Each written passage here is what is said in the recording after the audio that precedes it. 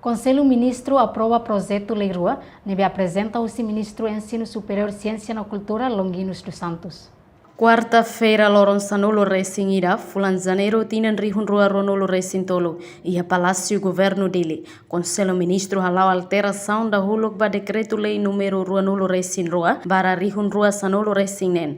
Loron Ruanolo Racing Rua Fulan Junho, nebe aprova regime jurídico, com a deposito legal publicação e Timor-Leste. Firmai Conselho Ministro Monso Ohin halau alteração da huluk ba decreto-lei número 22/2016, nebe aprova regime jurídico, nebe conaba depósito legal publicação em Timor-Leste. Onde para nessa publicação ser futuro mais e a mecanismo ida para bele rai roto para não é roto bele acesso. Vai nessa depósito vai resultado da pesquisa sira, estudo sira, no arquivo sira.